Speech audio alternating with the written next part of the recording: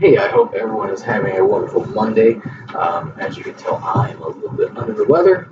Apparently, we have a tradition in my family now for Thanksgiving, but when I go to visit my brother for Thanksgiving, he has 6 kids, and almost every year they're done finishing a virus because with 6 kids and 2 parents, 8 total, it takes a while for that virus to circulate through. And I always happen to get it, sometime when I visit. So it is now I guess you could say, a Thanksgiving tradition in our family that I catch one of the bugs that is floating around his household. So I am still getting through that, but we're going to push through. I saw this. I saw this title, and I said, and this is something I've been meaning to do a video on, so be sure of it. But it says oil stocks are showing a particular disconnect from crude prices. So, as you know, I am buying a lot of minerals and have partners that are joining me with them, right? If you're interested in that, shoot me a message and we'll talk more. But sometimes people come and say, hey, James, why don't I just buy a stock in oil? I can outsmart the system or whatever you're doing.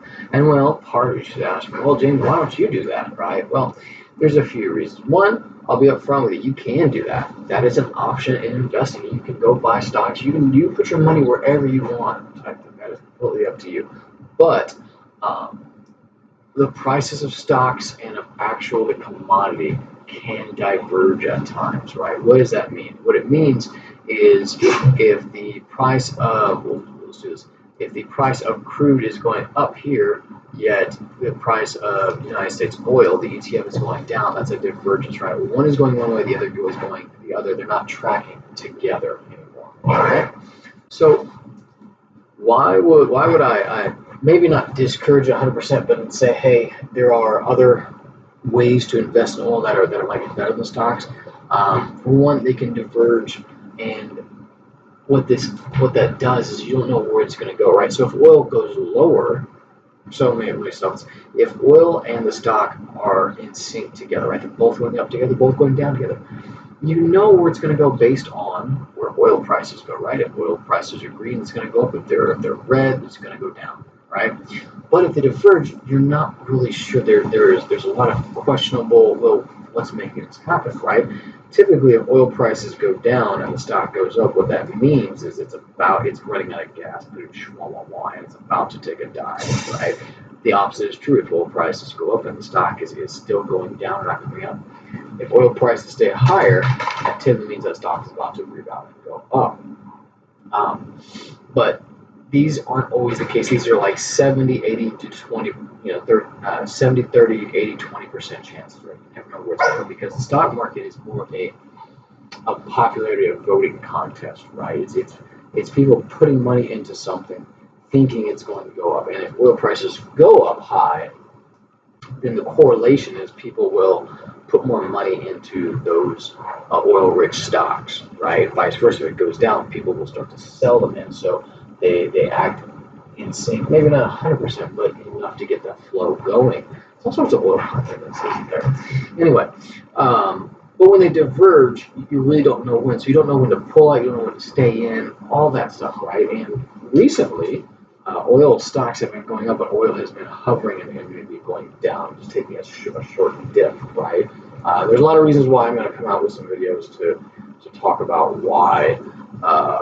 A lot of it has to do with the president not doing what he should be doing, but we'll get into that later.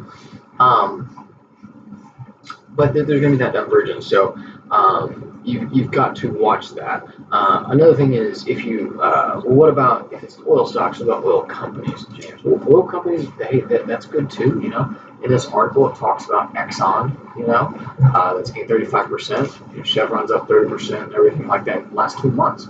So here we go, Exxon, right?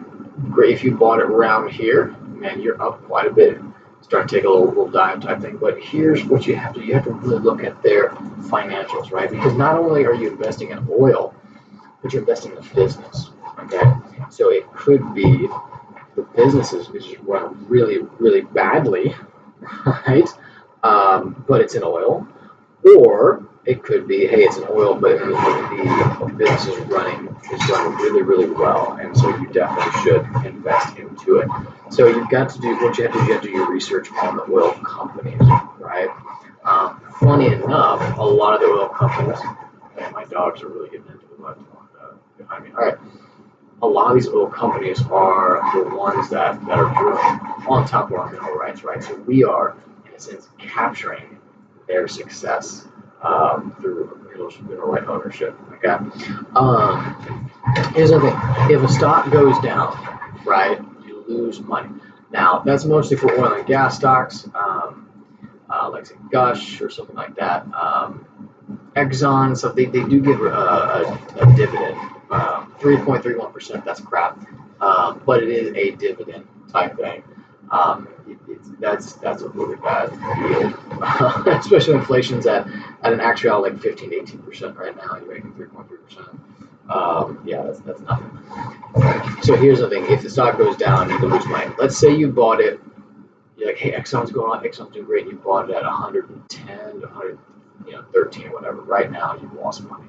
And if it keeps going down and rebalances down to here, down to 100, you've lost quite a bit. You've lost like 7-ish%. Okay, that's what the things you have to think of when we're buying something like mineral rights. We'll get a monthly check every month that you can just hold it. Let's say oil goes down, but that monthly check might go down a little bit, but it still keeps coming in, right? And it's typically a good percentage, especially with the way we do it. So that's another thing you have to think about.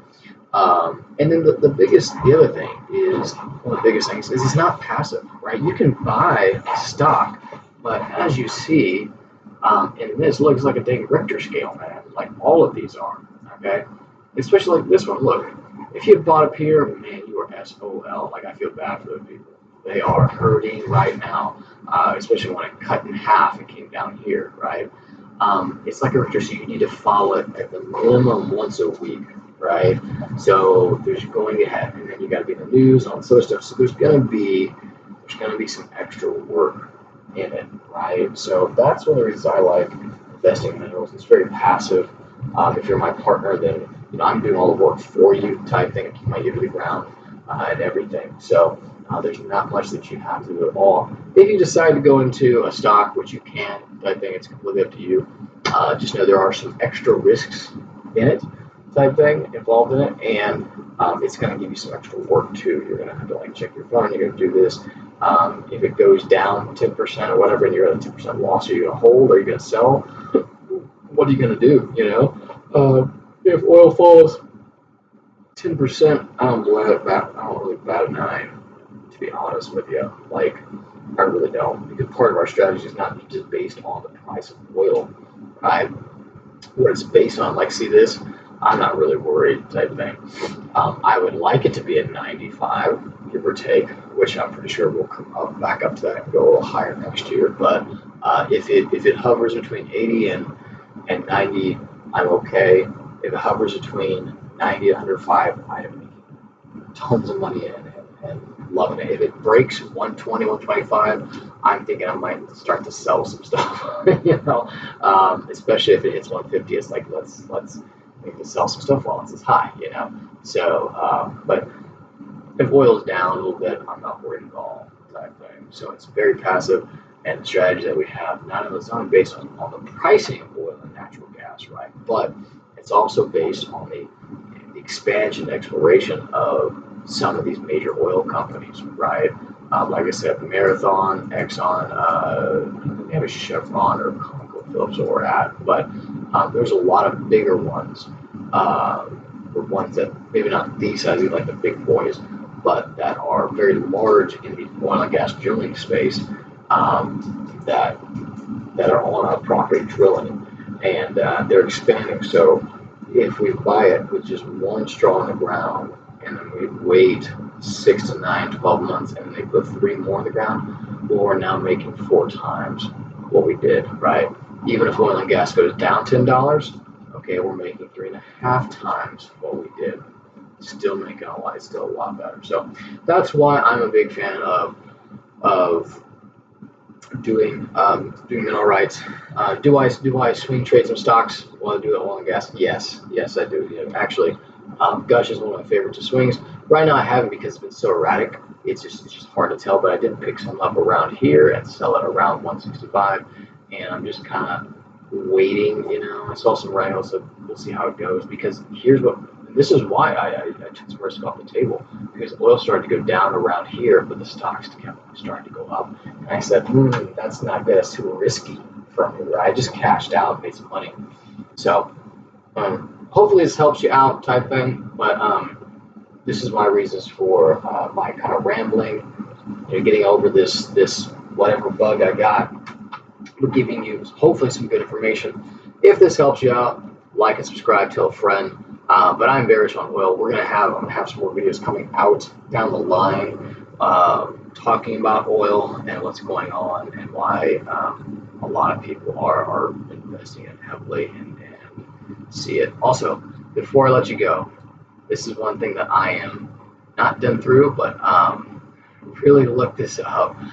This is a lady, Judith Curry, professor emeritus and former chair of the School of Earth and Atmospheric Sciences at Georgia Institute of Technology. And she talks about that there's no emergency for climate change. In fact, she said one of the biggest things we need to watch out is we shut off the gas too much and kind of take away too much carbon at first. So it's a good one. I'm halfway through listening to it, but it's one that I'll link in there so you can take a listen. But I know a lot of people are like, hey, oil bad for environment. We're not going to use it even though we're driving your car to work, turning on your lights and all that stuff, which I'm not trying to hit anybody in the head, but it's the fact that we're still really heavily dependent on it. But there's also a lot of push that is just false. There's a big false narrative that's happening. But I'm rambling. I'm going to let you guys go. You're wonderful. Thank you for watching this to the end. Thank you for liking, subscribing. I know that you are amazing. And if you have any investment ideas, I am all ears. Contact me. I'll have my information at the bottom. I'll talk to you later.